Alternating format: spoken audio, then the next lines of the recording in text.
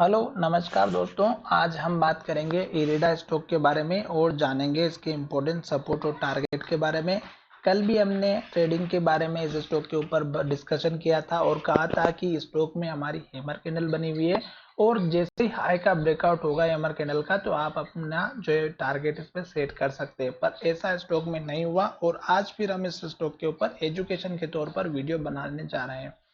यहाँ पर अगर आप देखेंगे तो सबसे पहले स्टॉक ने हाई बनाया था 214 रुपए के आसपास का और उसके बाद से स्टॉक में गिरावट आई और स्टॉक ने जो गिरावट दिखाई वो हमारा पहले ही जो लेवल बना हुआ था वहां तक स्टॉक आया और वहीं से स्टॉक में जो सपोर्ट लिया स्टॉक ऊपर की तरफ जाता हुआ नजर आया। तो 214 रुपए के आसपास का हाई बनने के बाद स्टॉक ने ये जो हाई लेवल था 123 रुपए के आसपास का, तो यहाँ तक स्टॉक ने सपोर्ट लिया और यहीं से स्टॉक ने रिजेक्ट प्राइस को सपोर्ट लेकर के ऊपर की तरफ लेके गया।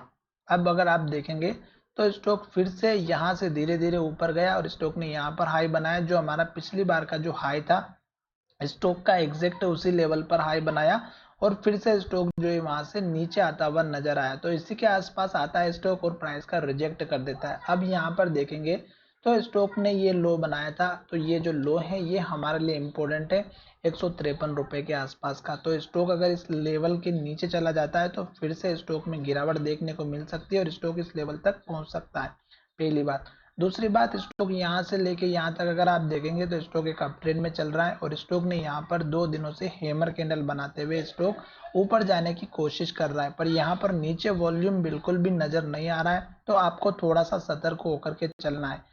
हैमर कैंडल डाउन ट्रेंड में बिल्कुल काम करती है पर उसमें कुछ कंडीशंस होती है जो मैं आपको ऑलरेडी बता चुका हूँ कि हाई ब्रेकआउट होने के बाद अगर ऊपर क्लोजिंग होती है तो वर्क करती है।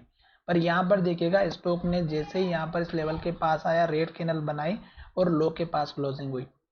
उसके बाद 3 दिन तक स्टॉक इसी लेवल पर ट्रेड किया, इसी के हाई तक ट्रेड किया और फिर गिरावट आई तो एक के बाद एक रेड कैंडल और लो बनाते हुए स्टॉक आ रहा है। तो जब तक स्टॉक लो बनाएगा तब तक तो एटलीस्ट आपको इस स्टॉक से दूर रहना है। जब स्टॉक लो बनाना बंद कर दे या फिर हैमर कैंडल अच्छी सी ग्रीन कैंडल के साथ में वॉल्यूम के साथ में डिलीवरी के साथ में अगर जाती है तो आप उसमें नेक्स्ट ट्रेडिंग सेशन में बाइंग अपॉर्चुनिटी देख सकते हो। अब स्टॉक में यहाँ पर फिर से लो बन गया, हैमर कैंडल फिर से बन गई और मार्केट भी आज नेगेटिव डायरेक्शन में था ओपनिंग से, उसके बाद धीरे धीरे रिकवरी हुई।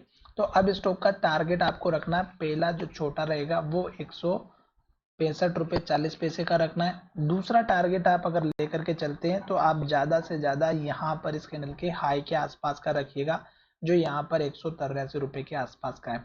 फिलहाल ये दो लेवल रहेंगे, जब ये लेवल ब्रेकआउट होगा तब स्टॉक हमारा ऊपर की तरफ जाएगा। फिर आपको मैं नेक्स्ट टारगेट बताऊंगा। स्टॉप लॉस या सपोर्ट लेवल अगर आप देखेंगे तो यहाँ पर इस कैंडल के लो का रखिएगा जो कि 153 रुपये के आसपास का है, क्योंकि ये लेवल टूटेगा तो फिर स्टॉक यहाँ तक जाएगा और ये लेवल अगर आप देखेंगे तो 141 140 रुपए के आसपास का है। ठीक है, तो 140 या आप मान के चलेगा 141 144 के आसपास का रहेगा। तो ये सपोर्ट का फिर जोन बनेगा। फिलहाल स्टॉक जब तक रेड कैंडल बनाएगा लो बनाएगा आपको दूर ही रहना है। अब यहाँ पर मैंने ये जो वीडियो बनाया ये अगर आपको पसंद आया है तो चैनल को सब्सक्राइब करें और दोस्तों के साथ शेयर करना ना भूलें। धन्यवाद, मिलेंगे नए वीडियो में।